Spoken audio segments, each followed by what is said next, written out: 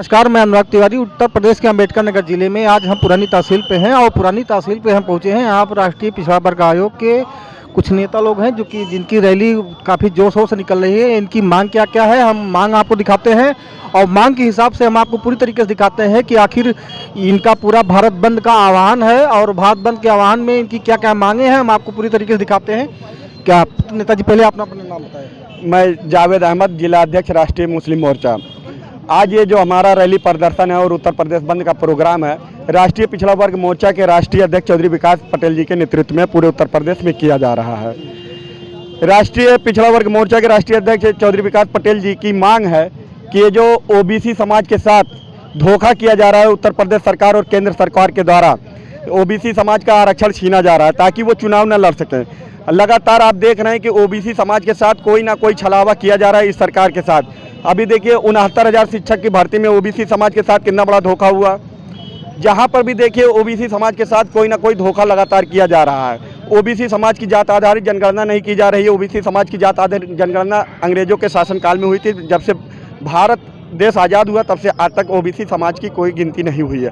हमारी मांग है कि ओबीसी समाज की जो नगर निकाय में जो आरक्षण खत्म हुआ उसे बहाल किया जाए और ओबीसी समाज की जात आधारित जनगणना की जाए, यही हमारी मांग है।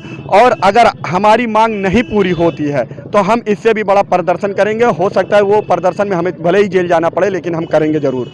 और पूरे भारत के, अभी ये उत्तर प्रदेश को हम लोग आज बंद किए हैं, अगला जो कार्यक्रम रहेगा हम चौधरी विकास पटेल जी के नेतृत्व में पूरा देश बंद करेंगे। ये जो माननीय उच्च न्यायालय का जो आदेश आया है, जो मामला ये आरक्षण से बदल कर अब सामान्य हो गया है, तो इस पे आप क्या कहना चाहते हैं? देखिए, इस वक्त जो न्यायिक प्रणाली है, जो भी कोर्ट के फैसले हैं, ये केंद्र सरकार और उत्तर प्रदेश सरकार के दबाव में आ रहे हैं। पहले ऐसा होता था कि कोर्ट के आदेश के आगे केंद्र की और प्रदेश की सरकार चलती थी, लेकिन अब ऐसा नहीं है। अब केंद्र सरकार और प्रदेश सरकार जो कहती है वही वो लोग करते हैं। अभी ये कोर्ट जो है उत्तर प्रदेश सरकार और केंद्र सरकार के अधीन हो गई। प्रदेश सरकार और केंद्र सरकार के कहने पर हाई कोर्ट ने ओबीसी समाज का आरक्षण छीना है और इसको वापस लाने के लिए हम संघर्ष कर रहे हैं और लगातार संघर्ष करेंगे और लगातार सड़कों पर उतरते रहेंगे। तो हम आपको दिखाते हैं, एक हमारे साथ है ओमवीर करके एक नेता इनका है। तो ओमवीर किस पद पे हैं अभी? वो मंडल अध्यक्ष है राष्ट्रीय पिछड़ा वर्ग मोर्चा के। आप उनको बुलाइए। आप देख सकते हो ओमवीर से मैं थोड़ा सा इंटरेक्ट करना चाहता हूँ और उनसे भी बात करना चाहता हूँ। आखिर उनका क्या मतलब इस पे है, उनसे मैं बात करना चाहता हूँ। भैया थोड़ा हटिए, तो एक मिनट बुलाइए भैया, ओमवीर को बुलाइए। तो बताइए, एक सेकंड बताइए। तो ओमवीर जी, आपकी क्या इस पे क्या डिमांड है आपकी? डिमांड हमारी कुछ नहीं है। सरकार ओबीसी का आरक्षण समाप्त करने के लिए जो षड्यंत्र लगातार कर रही है विभिन्न माध्यमों से, उस षड्यंत्र के खिलाफ ये बंद किया गया है। ये केवल निकाय चुनाव में आरक्षण का मामला नहीं है। सरकार विभिन्न षड्यंत्र करके, अभी देखिए 69,000 शिक्षक भर्ती में ओबीसी आरक्षण के साथ खिलवाड़ हुआ और हजारों की संख्या में ओबीसी के छात्र अध्यापक बनने से वंचित रह गए। सरकार निजीकरण के द्वारा ओबीसी का जो एक तो संख्या के अनुपात में उसको 52% आरक्षण चाहिए था, लेकिन 27% ही आरक्षण मिला हुआ है और सरकार इस 27% आरक्षण को भी निजीकरण करके निष्प्रभावी करने का काम कर रही है। तो सरकार द्वारा ये जो षड्यंत्र रचा जा रहा है, उस षड्यंत्र के खिलाफ हम लोग लगातार जो है ये प्रदर्शन करेंगे। और ये आज यूपी बंद जो किया गया है, ये केवल एक नमूना है सरकार को चेतावनी देने का। जी, आपका क्या नाम है? सरदार चौधरी राम सुरेश वर्मा, राष्ट्रीय अध्यक्ष राष्ट्रीय किसान मोर्चा नई दिल्ली। आपकी क्या मांग है? ये हम इनके समर्थन में आए। मैं भी तो खास तौर से ओबीसी का, अन्य पिछड़ी जाति को उपजाति कुर्मी है।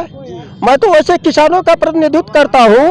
96% पीड़ित शोषितों का मैं प्रतिनिधित्व करता हूँ और ओबीसी का ये जो हक अधिकार की लड़ाई है वो जायज है। षड्यंत्र होता है, हमेशा जाति आधारित गिनती नहीं होती है।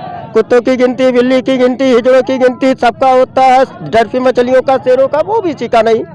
ओबीसी को शैक्षणिक आरक्षण नहीं है। ओबीसी को पॉलिटिकल आरक्षण जो पंचायती राज में ये भी खत्म कर रहे हैं। तो मैं इनके समर्थन में खड़ा हूँ। पूरे ओबीसी को 27% आरक्षण रिजर्वेशन गवर्नमेंट दे रही है, आपकी क्या डिमांड है? सुप्रीम कोर्ट अपने फैसले से मुकर करके नाजायज फैसला करती कोलिजियम से चुने गए जज। जब सुप्रीम कोर्ट का ही है कि 50% से अधिक नहीं दिया जाएगा, सुदामा को 10% ईडब्ल्यूएस में क्यों दिया? 60% पर चली गई कि नहीं चली गई? और अगर ये भूपेश और वो झारखंड के मुख्यमंत्री ने दिया तो लागू क्यों नहीं कर रहे हैं? ये लोग षड्यंत्रकारी है। तो आपको रिजर्वेशन 27% बढ़ाकर क्या परसेंट कितना चाहिए लगभग आप? संख्या के आधार पर संविधान लाई करता है, संविधान वो SC ST को संख्या के आधार पर, तो OBC को क्यों नहीं? और ये लोग षड्यंत्रकारी लोग, सरकार भाजपा की, कांग्रेस की, ये कहते हैं ये क्रीमी लेयर। अबे अगर सुदामा गरीब है पहले वहाँ क्रीमी लेयर लगाओ अपर कास्ट में। क्रीमी लेयर क्या होता?